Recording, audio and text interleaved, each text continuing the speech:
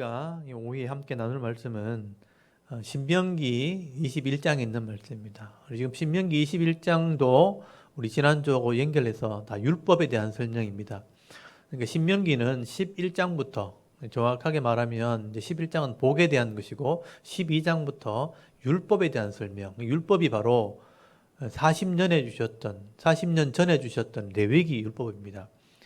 그러니까 레위기 율법을 받았던 이스라엘 백성들이 출애굽하면서 가데스 바네아의 정탐꾼 때문에 불신앙하는 바람에 40년 동안 광야에서 다 1세대가 죽습니다. 그리고 2세대 사람들이 모세에게 이 신명기 다시 말씀을 듣게 되는 거예요. 그래서 이 말씀은 변함이 없고 이 말씀으로 너희들이 언약했기 때문에 이 말씀을 배워서 가나안 땅에 들어가야 된다는 거예요. 그래서 여러분 하나님 믿는 사람들은 가나안 땅, 이 세상을 상징하는 땅에는 이 말씀의 이 약속을 가지고 들어가는 겁니다.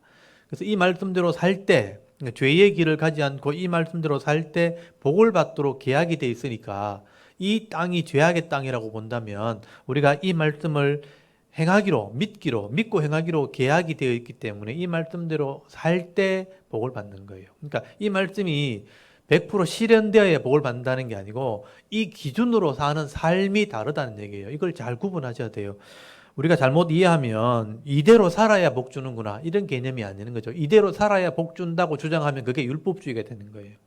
율법주의가 아니고 이런 방향, 이런 기준을 가지고 살아야 그게 하나님 백성이다. 그래서 복을 받게 되어서 이런 죄악이 있는 곳에서도 하나님이 도와주셔서 이기게 된다는 거죠. 그래서 이 세상은 변하지가 않아요. 죄가 있고 악한 사람도 있고 세상은 점점 타락해 가는데 이런 기준을 가지고 있으면 하나님이 도와주실 수 있는 거예요.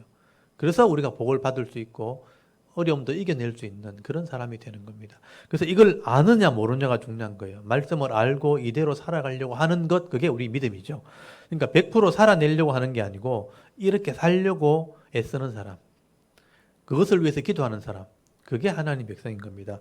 그래서 우리가 이런 기준을 알고 있어야 되는 거죠. 그래서 오늘 율법 설명이 뭐냐면 적어도 이런 일이 생겼을 때는 이렇게 살아야 된다 하는 내용들이에요. 그러니까 우리가 이걸 배워야 되는 거죠. 그래서 21장에는 율법을 설명하면서 이 공동체 가운데 사람이 죽었어요. 누가 죽였는지 알지 못하는 거예요. 들판에서 사람이 누가 죽었는데 누가 죽였는지 알지 못해. 분명히 죽인 사람이 있는 거예요. 살인자가 있는 거죠.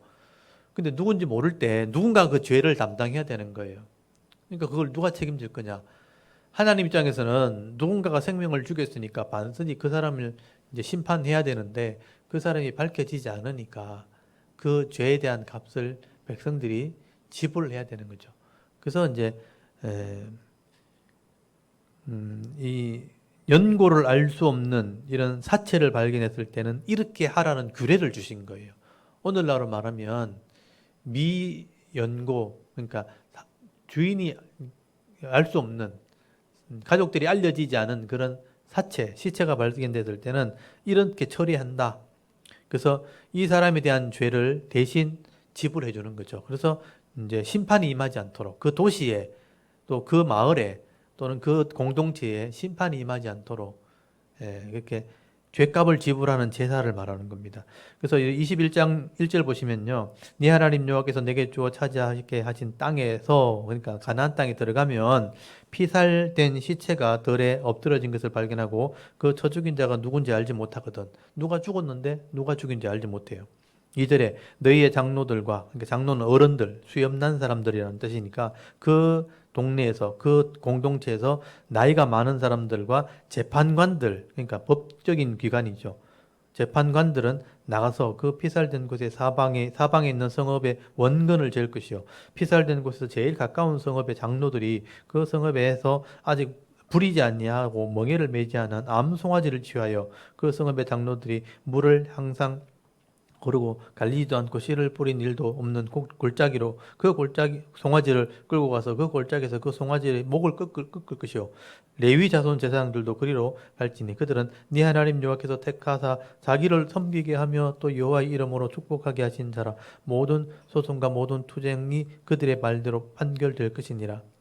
그 피살된 곳에서 제일 가까운 성읍의 장로들은 그 골짜기에서 목을 꺾은 암송아지 위에 손을 씻으며 말하기를 우리의 손이 이 피를 흘리지 아니하였고 우리의 눈이 이것을 보지도 못하였나이다 하면서 이제 제물을 바치는 거죠. 그러니까 누가 죽였는지 알지 못하기 때문에 가장 가까이 있는 마을에 있는 사람이 오해를 받도록 되어 있습니다. 그래서 그 사람들이 비난을 받고 또 정죄하고, 만약에 이 사람의 가족들이 그것을 알게 되면 보복을 하게 되는 거예요.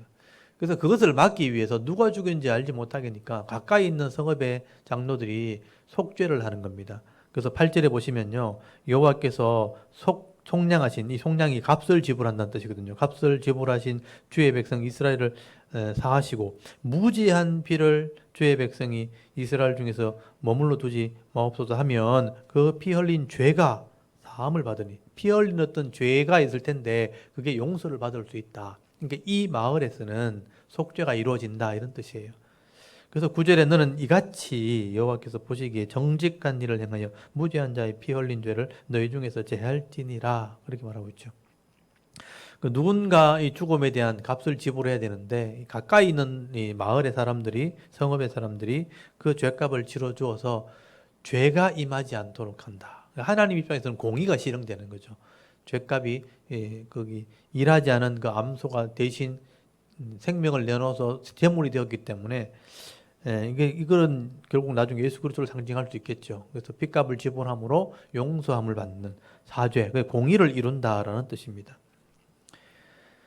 그래서 오늘날은 이런 법은 없죠. 그래서 그렇지만 무연고 시체를 발견되면 그 지역에 있는 구청이나 그 공무원들이 해결하도록 돼 있어요. 그래서 공무원들이 시의 재정을 가지고 그 시신을 처리를 하게 됩니다.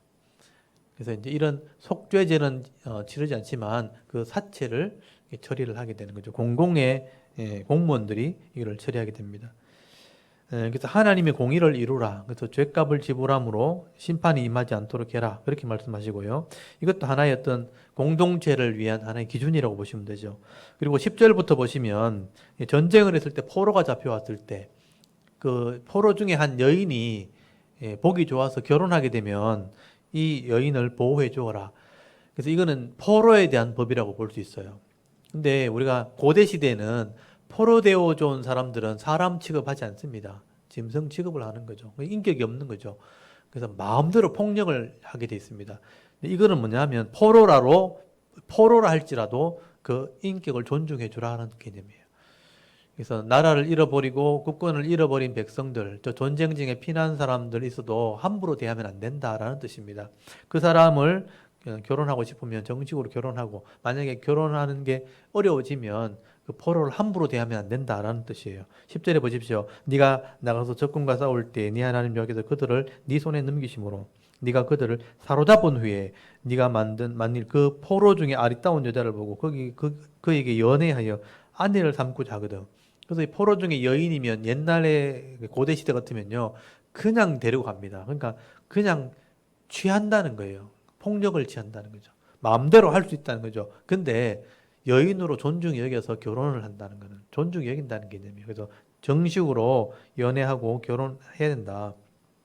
근데 12절에 그를 네 집으로 데려갈 것이요 그의 머리를 밀고 손톱을 베고 또 포로의 의복을 벗기고 네 집에 살며 네 그 부모를 위하여 한 달 동안 애국한 후에 네가 그들에게 들어가서 그 남편이 되고 그는 네 아내가 될 것이요 존중히 여기란 뜻이죠. 근데 그 후에 네가 그를 기뻐하지 아니하거든 그의 마음대로 하게 하고 결코 돈을 받고 팔지 말지니라. 네가 그들을 욕보였은즉 종으로 여기지 말지니라. 만약에 결혼했더라면 혹시나 갈려지게 되면 다시 종 취급하면 안 된다, 이런 뜻이에요.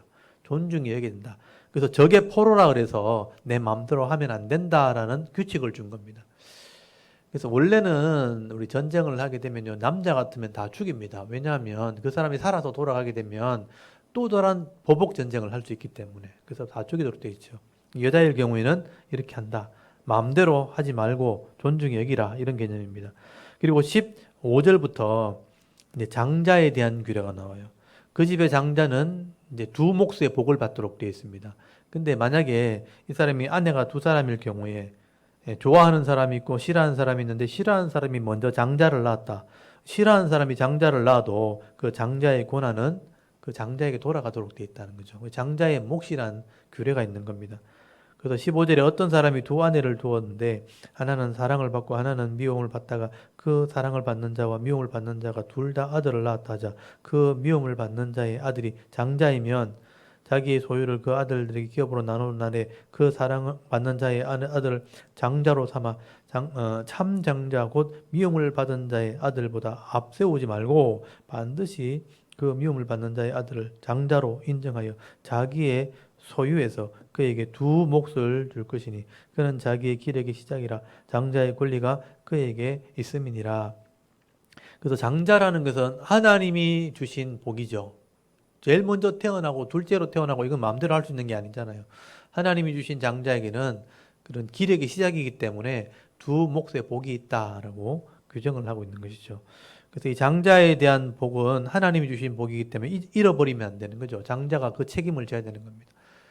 그래서 그 가문의 장자가 기업을 지키는 책임이기 때문에 두 몫을 주는 겁니다.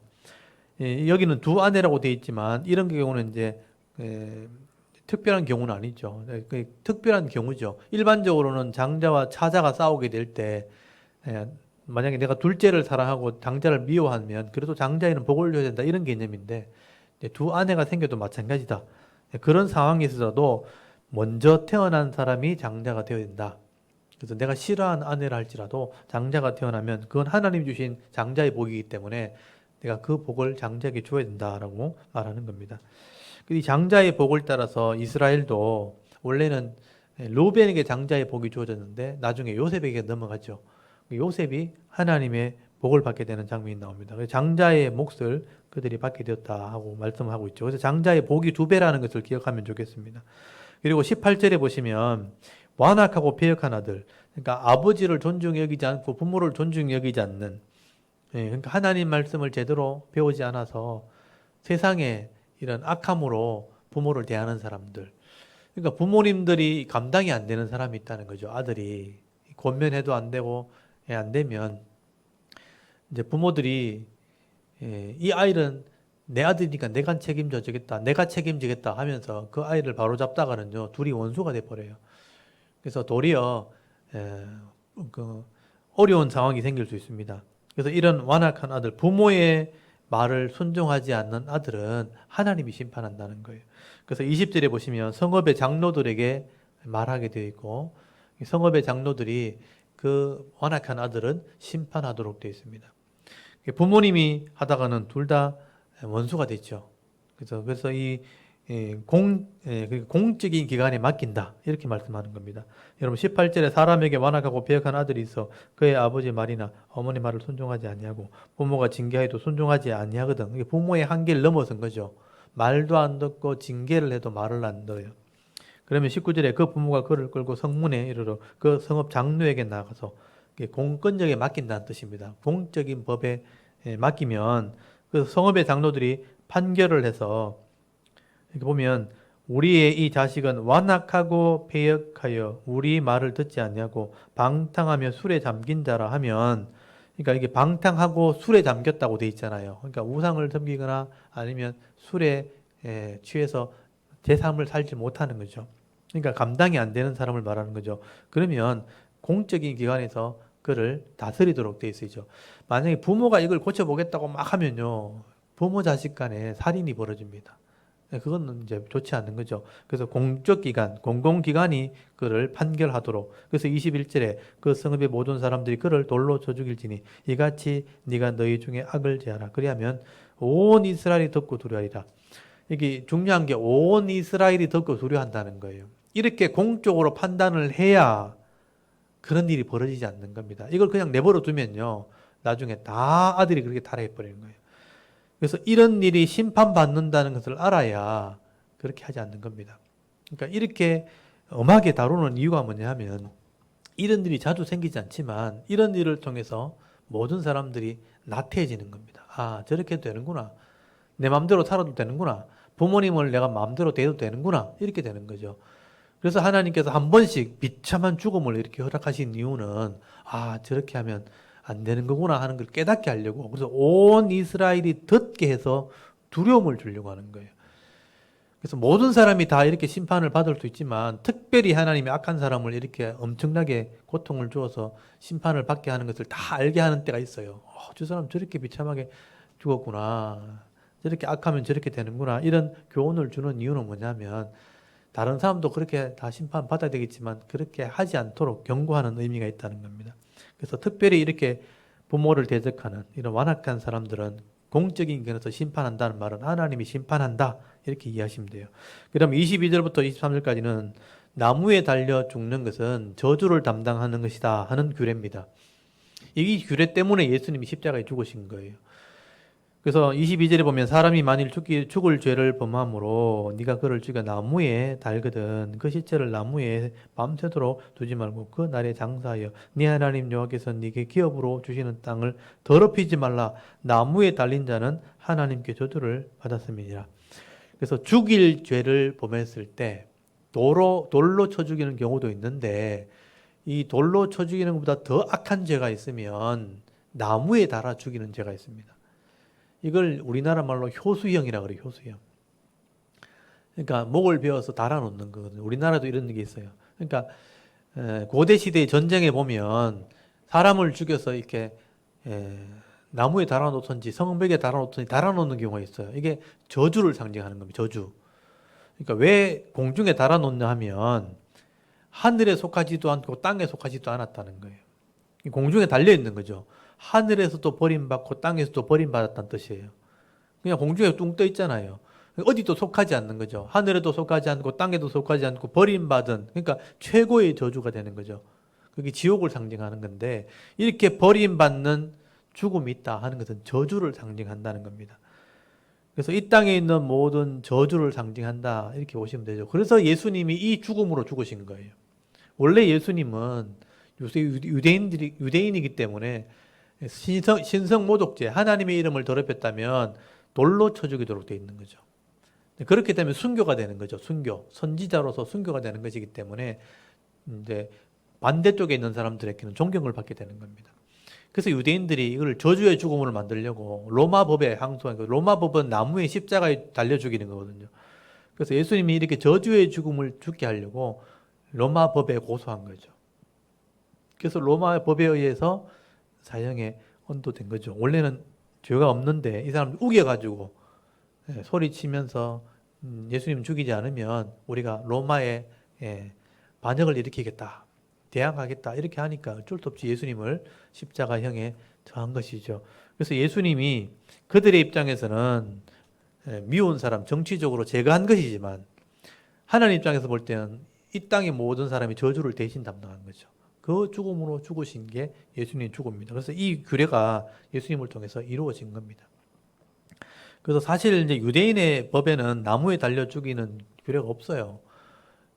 최고의 형이 돌로 쳐 죽이는 겁니다.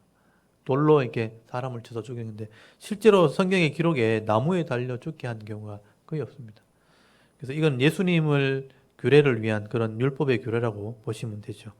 그래서 22장도 율법 설명인데 이 내용이 많기 때문에 이건 다음 주에 제가 다루도록 하겠습니다. 22장도 자세한 삶의 규례, 율법의 삶의 규칙을 법으로 규정해 놓은 건데 이건 다음 주에 제가 설명을 드리도록 하겠습니다. 오늘은 21장 요 말씀을 읽고 묵상하시면서 오늘도 세상의 기준을 가지고 살아가는 게 아니고 하나님의 기준을 가지고 살아가는 성도가 될 수 있도록 여러분 교훈을 얻을 수 있기를 바랍니다. 오늘 21장 한 장이지만 성경 낭독을 할 때 한번 읽고 기도하도록 하겠습니다. 우리 신명기 21장을 낭독하겠습니다. 신명기 21장. 네 하나님 여호와께서 내게 주어 차지하게 하신 땅에서 피살된 시체가 들에 엎드러진 것을 발견하고 그 쳐 죽인 자가 누구인지 알지 못하거든 너희의 장로들과 재판장들은 나가서 그 피살된 곳의 사방에 있는 성읍의 원근을 잴 것이요 그 피살된 곳에서 제일 가까운 성읍의 장로들이 그 성읍에서 아직 부리지 아니하고 멍이를 매지 아니한 암송아지를 취하여 그 성읍의 장로들이 물이 항상 흐르고 갈지도 않고 씨를 뿌린 일도 없는 골짜기로 그 송아지를 끌고 가서 그 골짜기에서 그 송아지의 목을 꺾을 것이요 레위 자손 제사장들도 그리로 갈지니 그들은 내 하나님 여호와께서 택하사 자기를 섬기게 하시며 또 여호와의 이름으로 축복하게 하신 자라 모든 소송과 모든 투쟁이 그들의 말대로 판결될 것이니라. 그 피살된 곳에서 제일 가까운 성읍의 모든 장로들은 그 골짜기에서 목을 꺾은 암송아지 위에 손을 씻으며 말하기를 우리의 손이 이 피를 흘리지 아니하였고 우리의 눈이 이것을 보지도 못하였나이다. 여호와여 주께서 속량하신 주의 백성 이스라엘을 사하시고 무죄한 피를 주의 백성 이스라엘 중에 머물러 두지 마옵소서 하면 그 피 흘린 죄가 사함을 받으리니 너는 이와 같이 여호와께서 보시기에 정직한 일을 행하여 무죄한 자의 피 흘린 죄를 너희 중에서 제할지니라. 내가 나가서 적군과 싸울 때에 내 하나님 여호와께서 그들을 내 손에 넘기심으로 내가 그들을 사로잡은 후에 내가 만일 그 포로 중에 아리따운 여자를 보고 그에게 연연하여 아내를 삼고자 하거든 그를 내 집으로 데려갈 것이요 그는 그 머리를 밀고 손톱을 베고 또 포로의 의복을 벗고 내 집에 살며 그 부모를 위하여 한 달 동안 애곡한 후에 내가 그에게로 들어가서 그의 남편이 되고 그는 내 아내가 될 것이요 그 후에 내가 그를 기뻐하지 아니하거든 그의 마음대로 가게 하고 결코 돈을 받고 팔지 말지라. 내가 그를 욕보였은즉 종으로 여기지 말지니라. 어떤 사람이 두 아내를 두었는데 하나는 사랑을 받고 하나는 미움을 받다가 그 사랑을 받는 자와 미움을 받는 자가 둘 다 아들을 낳았다 하자. 그 미움을 받는 자의 아들이 장자이면 자기의 소유를 그의 아들들에게 기업으로 나누는 날에 그 사랑을 받는 자의 아들을 장자로 삼아 참 장자 곧 미움을 받는 자의 아들보다 앞세우지 말고 반드시 그 미움을 받는 자의 아들을 장자로 인정하여 자기의 소유에서 그에게는 두 몫을 줄 것이니 그는 자기의 기력의 시작이라. 장자의 권리가 그에게 있음이니라. 사람에게 완악하고 패역한 아들이 있어 그의 아버지의 말이나 그 어머니의 말을 순종하지 아니하고 부모가 징계하여도 순종하지 아니하거든 그의 부모가 그를 끌고 성문에 이르러 그 성읍 장로들에게 나아가서 그 성읍 장로들에게 말하기를 우리의 이 자식은 완악하고 패역하여 우리 말을 듣지 아니하고 방탕하며 술에 잠긴 자라 하면 그 성읍의 모든 사람들이 그를 돌로 쳐 죽일지니 이같이 내가 너희 중에서 악을 제하라. 그리하면 온 이스라엘이 듣고 두려워하리라. 사람이 만일 죽을 죄를 범함으로 내가 그를 죽여 나무 위에 달거든 그 시체를 나무 위에 밤새도록 두지 말고 그날에 장사하여 내 하나님 여호와께서 네게 기업으로 주시는 땅을 더럽히지 말라. 나무에 달린 자는 하나님께 저주를 받았음이니라. 아멘. 오늘 여기까지 읽도록 하겠습니다. 오늘도 이 말씀을 잘 이렇게 묵상하시면서 우리가 하나님 말씀의 기준을 가지고 있는 사람이라는 걸 기억하시고 특별히 시편 1편에 있는 말씀처럼 이 말씀을 즐거워하면서 주야로 묵상하게 될 때 악인의 꾀를 따르지 않고 죄인의 길에 서지 않고 오만한 자의 자리에 앉지 않으면 그게 복 있는 사람인 거예요. 복 있는 사람이 이런 사람이라. 그렇게 한다면 이 광야 같은 세상에서 시냇가에 심겨진 나무처럼 잎사이가 마르지 않냐면 같다. 늘 푸르고 또 열매 맺는 철 따라 열매 맺는 그 철이 따라 계절마다 열매 맺는 복을 받게 될 거다. 그게 하나님 약속입니다. 그래서 오늘 이 하나님 말씀 따라서 일주일 동안 삶을 살 때 하나님 백성의 삶을 살아서 가정에서 직장에서 사업터에서 즐거움으로 일하는 그런 은혜가 있도록 그리고 복을 받을 그런 백성이 될 수 있도록 여러분 기도하고 우리 일주일 동안 삶을 시작하도록 하겠습니다. 다 같이 하나님께 한번 기도드리겠습니다. 하나님 오늘도 주의로운 시간 성경 낭독 예배를